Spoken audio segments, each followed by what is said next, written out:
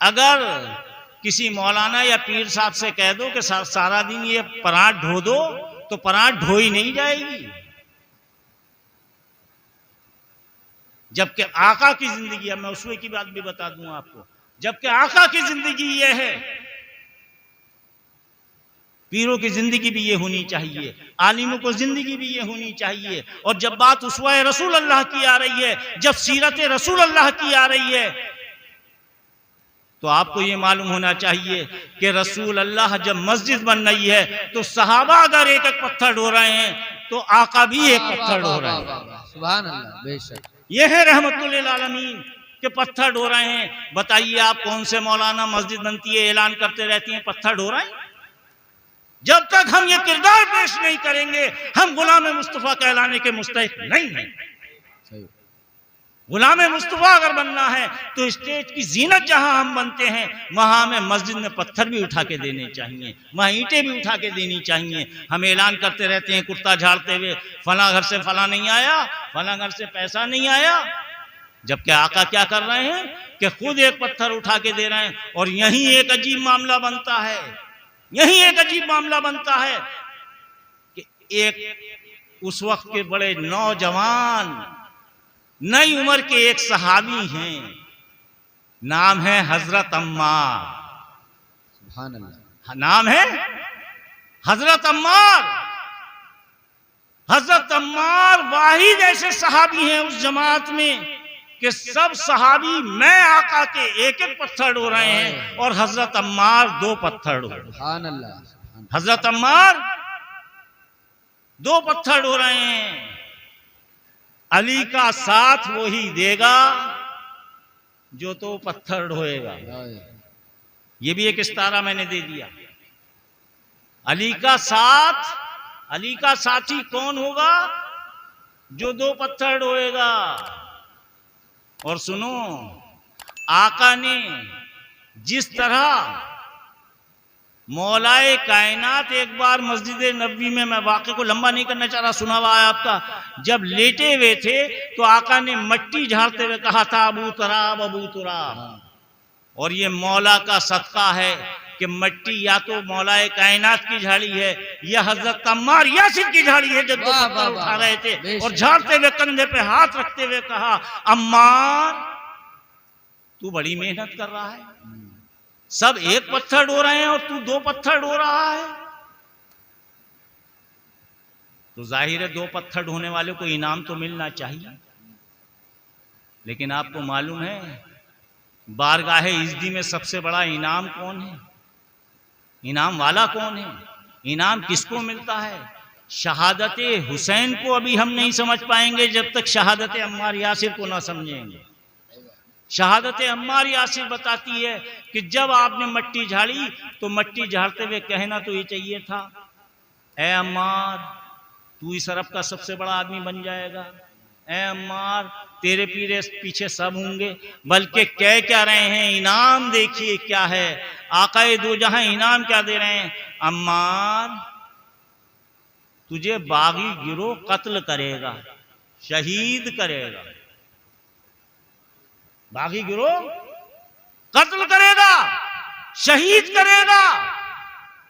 और हजरत अम्मार पत्थर ढोते से बाज नहीं आए बल्कि और खुश हो गए, जोश में आन के और ज्यादा पत्थर ढोए कि मुझे एक बागी गिरोह कत्ल करेगा, तू उसे हक की तरफ बुलाता होगा और वो तुझे बातिल की तरफ घसीटेंगे। और हजरत अम्मार यासिर ने ये बता दिया कि पत्थर मैं ढोता रहूंगा, मुझे अली के साथ जो शहादत मिलेगी वो शहादत वाकई में बहुत अजीम होगी कि मैं अली का साथी कहलाऊंगा, किसी बागी का साथी नहीं कहलाऊंगा। ये हैं अली के मानने वाले, ये हैं अली का जज्बा रखने वाले। तो अली के साथ जो रहेगा इससे आप मुतमईन रहिए। कुल मिलाकर अब उसवा क्या है, एक और वाकया पेश कर दो सीरत रसूल अल्लाह सल्लल्लाहु अलैहि वसल्लम का। एक जंग बदर आपने सुनी होगी, एक जंग अहद सुनी होगी, मैंने जंग नहीं कहता हूँ, मैं दिफा कहता हूं। यही वजह है कि हमने अपनी किताबों में जंगे लिख रखा है। रहमतुल्लिल आलमीन ने जंग कभी नहीं लड़ी है। जिस तरह से अभी आपसे कहा गया था कि वो कंगूरे देखने के लिए नेट पे देख लो कितना फासला है शाम का और मदीने का, तो नेट पे आप ये भी देख सकते हो कि मक्के और मदीने का कितना फासला है, 400 किलोमीटर। जब आका को भेज दिया गया, इसके बाद इन्हें चैन नहीं पड़ा, ये 400-500 किलोमीटर फौज ले जाके वहां पे लड़े हैं। तो लड़ी ये है, जंग इन्होंने की है, रसूल अल्लाह सल्लल्लाहु अलैहि वसल्लम ने दिफा की। क्या किया है? दिफा किया है। इसीलिए कह देते हैं इस्लाम तलवार से फैला। अरे कमबख्त, तो इस्लाम तलवार से नहीं फैला, इस्लाम अखलाक से फैला है। इस्लाम रहमतुल्लिल आलमीन के किरदार से फैला है, किबरिया की इनायतों से फैला है, अल्लाह की मदद से फैला है। लिहाजा जब ये वहां पहुंचते हैं तो ये खुद लड़ने के लिए जाते हैं।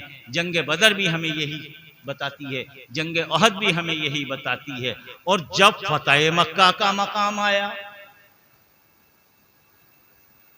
जब आका हज करने के लिए या तवाफ करने के लिए तशरीफ ले गए, तो एक बार इन्होंने रोक दी, मुशरिकीन ने, कुफार ने रोक दिया, मुआहदा हो गया। इसके बाद एक वक्त ये आया कि जब वो मुआहदा टूट गया, तो रसूल अल्लाह अपने लश्कर के साथ, अपने सहाबा के साथ, अपने असहाब के साथ जब वहां पहुंचते हैं, तो असहाब को देखकर मक्के के लोग घबरा गए और कहा अब तो ये गलियां हमने बड़ा सताया है रसूल अल्लाह को, रसूल अल्लाह के साथियों को, आज तो ये हमें सबको मार डालेंगे, काट डालेंगे, ये गलियां खून से रंग जाएंगी। सहाबा कोई ऐसा नहीं था, सहाबियों में एक सहाबी भी ऐसा नहीं था जो ये अपने दिल में अरमान न रखता हो कि मुझे जिसने सताया है आज उसकी गर्दन उतारूंगा। और सब लोगों के हाथों में तलवारें मियान से बाहर थीं, लेकिन सब आका की निगाह को देख रहे थे कि बस आका हुक्म करें। आका से कहा, आका हम इन मक्के वालों को आज बदला देंगे। आपने फरमाया नहीं, हमारा काम ये नहीं है। रब ने मुझे इस दुनिया में अगर भेजा है तो अपने कलाम में ये कहकर भेजा है, वमा अरसलना का इल्ला रहमतुल लिल आलमीन, सुभान अल्लाह, और हम कुछ नहीं भेजे, रहमतें। आज रहमतों का दिन है। आज अगर अल्लाह के रसूल को, मुस्तफ़ा को अगर आज ये फतह मिली है, तो मैं इसका शुक्र ऐसे अदा करूंगा कि मैं रहमतें बरसाऊंगा। जो कहीं भी चला जाए मैं उसे माफ कर दूंगा। और फिर ऐसा ही हुआ कि उस दिन आपने सबको माफ कर दिया। सहाबा ने अपनी तलवारें मियान में रख ली। हद तो यह है जो उस वक्त का सबसे बड़ा मूजी, सबसे बड़ा दुश्मन, सबसे बड़ा मुखालिफ, जिसने बार बार जंगे की हैं, वो अबू सुफियान था। इस माविया का बाप था, यजीद का दादा था। ये जब वहां, तो आका की आप रहमतें देखिए कि आपने ये तक कह दिया, ये तक फरमा दिया कि अगर अबू सुफियान के घर में भी कोई पनाह ले चला जाए तो हम उसे भी माफी दे दें।